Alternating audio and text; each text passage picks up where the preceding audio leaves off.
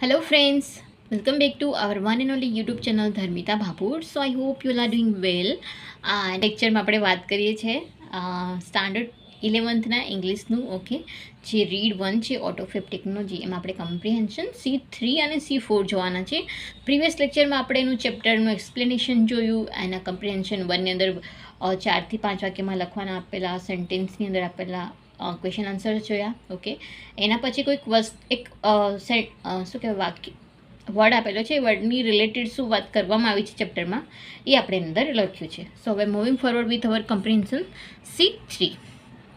Okay, એમાં શું છે, find the statement from the text with the similar message. Okay, અહીંયા એક મેસેજ સેન્ટેન્સ આપેલો છે, એનો સેમ મિનિંગ થતો હોય એવું આપણે ક્યાંથી ચેપ્ટરમાંથી જોઈને લખવાનું છે. સો અહીંયા ફર્સ્ટ સેન્ટેન્સ છે આપણું, you give the design of the vehicle you went and you will be get it within a few days. Within a few days એટલે નેક્સ્ટ ડે ડિલિવરી એવું આપ્યું હતું ને, એ વાળું લખવાનું છે. Next week you get a delivery of your car fabricated exactly like your design. Okay, મતલબ જે તમે ડિઝાઇન કરી છે કોમ્પ્યુટરમાં સેમ એઝ એ તમને નેક્સ્ટ વીક તમને ડિલિવર થઈ જશે, પ્રોપર બનાવેલી કાર મોડેલ જે પણ હશે એ.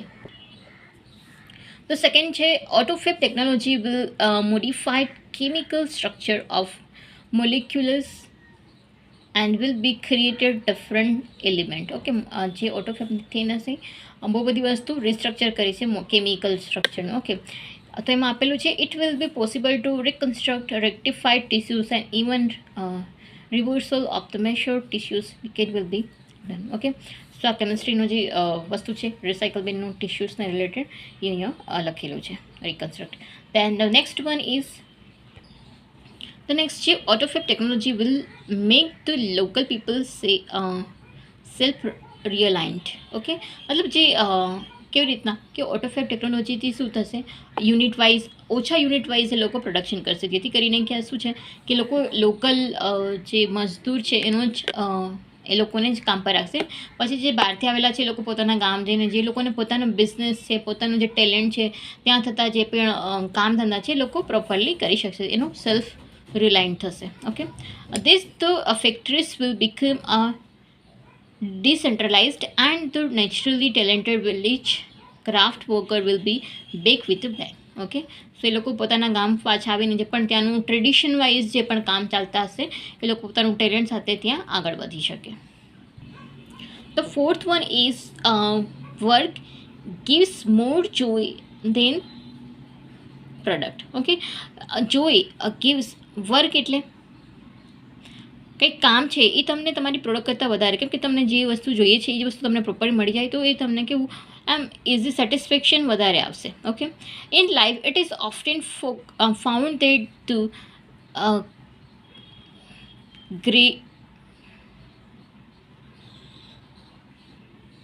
greatest satisfactions come not from getting that once wants but from working for it. Okay, આજે કંઈ તમારે જ્યારે કાર જોઈએ છે ને કાર તમે ખરીદી દે એનાથી વધારે તમને સેટિસ્ફેક્શન નહીં આવે, બટ એવું થાય કે તમે કાર વસ્તુમાં અમુક તમને જેવી જોઈતી હતી એવી કાર તમે ડિઝાઇન કરીને એ જ વસ્તુ તમને ફરી મળે છે, સો એમાં વધારે તમને મજા આવશે કે નહીં આ વસ્તુ મેં જોઈતી હતી, મેં એ વસ્તુ બનાવી ત્યાં જઈને, તો એમાં વધારે મજા આવશે. સો એ વસ્તુ જે વસ્તુ માટે તમે કામ કરો છો એ વધારે તમને એન્જોય કરાવે છે.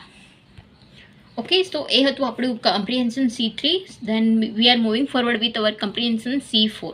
એમાં છે કમ્પ્લીટ ધ સેન્ટેન્સ. અહીંયા અડધું વાક્ય આપેલું છે અને અડધું વાક્ય આપણે અહીંયા કમ્પ્લીટ કરવાનું છે. ઓકે, સો ફર્સ્ટ છે, આઈ હોપ કે હું બહુ સ્પીડમાં નથી જતી તમને આગળની બધી વસ્તુ પ્રોપરલી સમજાઈ હોય. ઓકે, સો જોઈએ એમનું ફર્સ્ટ સેન્ટેન્સ કયું છે, instead of buying an old gadget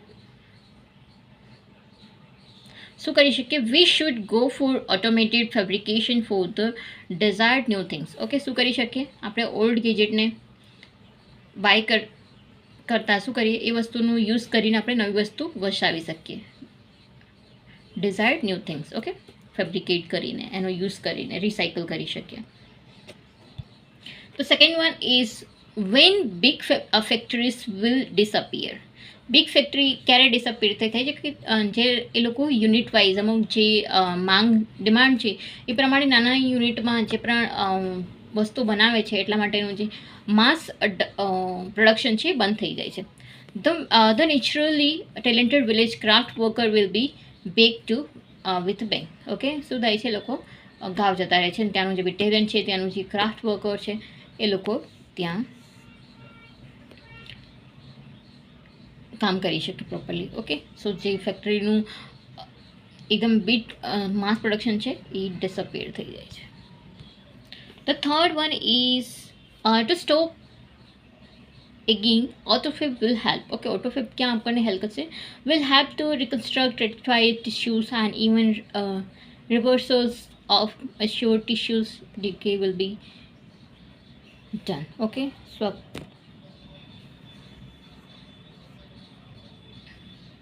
આ વસ્તુ છે જે આપણને ઓટોફેબ છે એ હેલ્પ કરે છે રીડિઝાઇનમાં, રિસ્ટ્રક્ચરિંગમાં, રીસાયકલિંગમાં, રીયુઝમાં આ બધી વસ્તુ યુઝ થાય છે.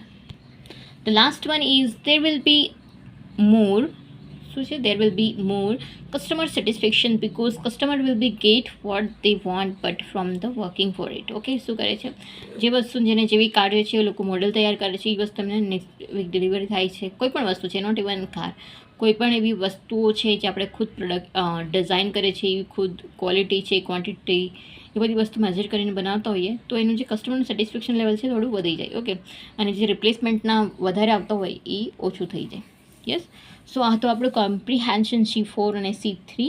સો મેક શ્યોર કે તમને બંને કમ્પ્રિહેન્શન પ્રોપરલી સમજાયા હોય. સો આ લેક્ચરમાં આપણે અહીંયા સુધી રાખીએ. ઓકે, તમારું રીડ 1 એના કમ્પ્રિહેન્શન 1, 2 આ 4 સુધીનું આવી ગયું છે. ઓકે, પ્રીવિયસ લેક્ચરમાં કમ્પ્રિહેન્શન 1, કમ્પ્રિહેન્શન 2 જોઈશું. આ લેક્ચરની અંદર આપણે કમ્પ્રિહેન્શન 3 અને 4 કમ્પ્લીટ કરીએ. યસ, સો નેક્સ્ટ લેક્ચરમાં આપણે બીજું કંઈ વાત કરીએ. ઓકે, સો મોસ્ટ પ્રોબેબલી આપણે 9th સ્ટાન્ડર્ડનું ઇંગ્લિશ કન્ટિન્યુ કરીશું એના પછીના લેક્ચરમાં. યસ, એન્ડ જે રીડ 2 છે એ પછી આપણે થોડું આગળ ચલાવીશું. So thank you very much for watching this video. Please like, share and subscribe the channel. Thank you very much. Have a good day. Keep learning, keep watching. Bye bye. Take care.